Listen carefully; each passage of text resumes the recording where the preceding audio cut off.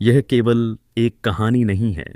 यह उस मनुष्य की पीड़ा है जो जन्म से पहले ही हार गया था और फिर भी जीवन भर लड़ता रहा। यह उस योद्धा की गाथा है जिसके पास सब कुछ था, फिर भी उसे कुछ भी नहीं मिला। यह कथा है उस सूर्यपुत्र की जिसे संसार ने अंधकार में ढकेल दिया और जिसने उसी अंधकार में अपने शौर्य से सूर्य उगा दिया। कुंती के हाथों में वह मंत्र कांप रहा था, एक ऐसा मंत्र जिसे स्वयं देवताओं ने वरदान स्वरूप दिया था। उसे कभी आभास नहीं था कि इस मंत्र का उच्चारण उसके जीवन का सबसे बड़ा भय बन जाएगा। जब सूर्यदेव प्रकट हुए तो आकाश स्थिर हो गया, प्रकाश धरती पर उतर आया और उसी दिव्य प्रकाश से एक बालक ने जन्म लिया। उस बालक के शरीर पर जन्म से ही कवच और कुंडल थे। वह बालक रोया नहीं था, लेकिन उसका भविष्य पहले ही रो चुका था। लोकलाज का भय, समाज का दबाव और एक माँ की विवशता उसके हृदय पर भारी पड़ गई। कुंती ने अपने ही पुत्र को एक संदूक में बंद किया और गंगा की लहरों को सौंप दिया। सूर्य का पुत्र और फिर भी अनाथ। लेकिन नियति ने उसे मरने नहीं दिया। सूत अधिरथ और उसकी पत्नी राधा उस बालक को पाते हैं। प्रेम मिलता है, पालन मिलता है, लेकिन समाज एक नाम दे देता है, सूत पुत्र। हर दिन, हर दृष्टि, हर शब्द उसे यही याद दिलाता रहा कि वह राजा नहीं है। लेकिन जिस आग में साधारण मनुष्य जल जाता है, उसी आग में कर्ण तपकर योद्धा बन रहा था। उसकी आंखों में एक सपना था, दुनिया का सर्वश्रेष्ठ धनुर्धर बनने का। वह द्रोणाचार्य के द्वार पर पहुंचा, लेकिन वहां विद्या से पहले उसकी जाति पूछी गई और उसी क्षण ज्ञान के द्वार उसके लिए बंद हो गए। कर्ण ने समझ लिया, यह युद्ध केवल रणभूमि का नहीं है, यह पहचान का युद्ध है। उसने ब्राह्मण का वेश धारण किया और परशुराम के चरणों में बैठ गया। उसने पीड़ा सही, लेकिन गुरु को कष्ट नहीं दिया। जब रक्त धरती पर गिरा तब भी वह मौन रहा, क्योंकि वह जानता था वीरता चिल्लाती नहीं, सहन करती है। लेकिन जब सत्य सामने आया तो वरदान के साथ शाप भी मिला। जिस दिन तेरी शक्ति की सबसे अधिक आवश्यकता होगी, उसी दिन तेरी विद्या तुझे छोड़ देगी। कर्ण ने यह शाप सुना, स्वीकार किया और फिर भी अपना मार्ग नहीं बदला। हस्तिनापुर की सभा में जब उसने धनुष उठाया तो अर्जुन भी चौंक गया, लेकिन सभा में हंसी गूंज उठी। सूतपुत्र तभी दुर्योधन आगे आया। उसने एक ऐसा निर्णय लिया जिसने इतिहास की धारा मोड़ दी। उसने कर्ण को राजा बनाया। उस क्षण कर्ण को केवल राज्य नहीं मिला, पहचान मिली। रणभूमि में कर्ण अकेला होता था, लेकिन उसका आत्मविश्वास पूरी सेना के बराबर था। उसके बाण केवल अस्त्र नहीं थे, वे उसके जीवन के उत्तर थे। जब वह युद्ध करता था तो वह केवल शत्रुओं से नहीं लड़ता था, वह अपने अपमान से लड़ता था। कर्ण जानता था कि उसका जीवन कभी सरल नहीं होगा।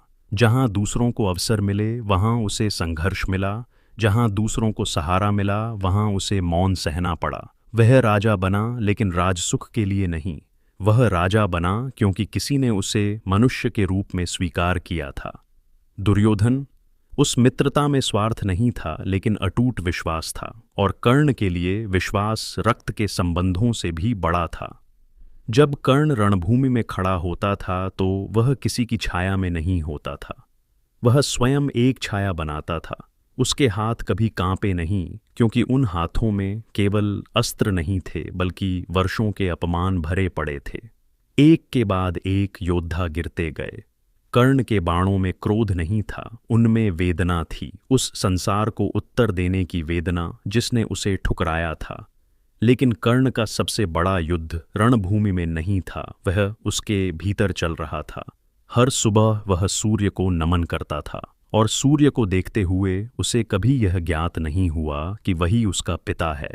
वह सूर्य से शक्ति लेता था, पर शिकायत कभी नहीं करता था। लोग उसे दानवीर कहते थे, लेकिन वे नहीं जानते थे कि हर दान के साथ कर्ण स्वयं थोड़ा थोड़ा मरता था।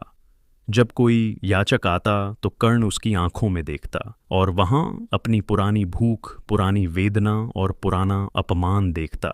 इसलिए वह किसी को भी खाली हाथ नहीं लौटा सकता था। जब इंद्र ब्राह्मण बनकर आए तो कर्ण सब समझ गया। वह देव को पहचान गया और नियति को भी उसे ज्ञात था। आज दान दिया तो कल मृत्यु निश्चित है। फिर भी उसके चेहरे पर भय नहीं था, उसके स्वर में कंपन नहीं था, क्योंकि कर्ण के लिए जीवन केवल श्वास लेना नहीं था, धर्म निभाना था। जब उसने कवच उतारा तो रक्त बहा, लेकिन उस रक्त में भी स्वाभिमान था।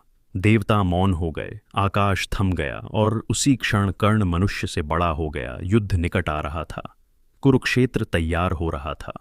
यह युद्ध केवल राजाओं का नहीं, सिद्धांतों का था। कृष्ण आए, मित्र की तरह बोले, मार्गदर्शक की तरह बोले, सत्य सामने रखा गया। तुम पांडवों के ज्येष्ठ भ्राता हो।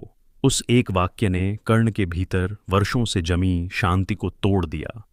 वह कुछ समय मौन रहा, क्योंकि कुछ सत्य सुने नहीं जाते, सहे जाते हैं। फिर कुंती आई, माँ बनकर नहीं, अपराध बोध बनकर। उसके शब्द कांप रहे थे, उसकी आंखें भरी थीं, लेकिन कर्ण के स्वर में न क्रोध था न घृणा, केवल थकान थी। उसने कहा, मेरा जन्म तुम्हारा है, लेकिन मेरा जीवन उसका है जिसने मुझे सम्मान दिया। माँ होकर तुम मुझे खो चुकी थीं, राजा बनकर मैं स्वयं को नहीं बेच सकता। उसने केवल एक वचन दिया, तुम्हारे 5 पुत्र जीवित रहेंगे, एक तो अर्जुन या फिर मैं। और उसी वाक्य के साथ युद्ध का अंत पहले ही लिख दिया गया। कुरुक्षेत्र में रणभेरी बजी, धूल उड़ी, आकाश अंधकारमय हो गया। कर्ण रथ पर खड़ा था, सूर्य उसके सिर पर था, मानो पिता अंतिम बार देखने आया हो। उसके बाण चले और इतिहास कांप उठा। अनेक महारथी गिरे, क्योंकि आज कर्ण पूरी शक्ति से लड़ा, लेकिन नियति अब भी मौन नहीं थी।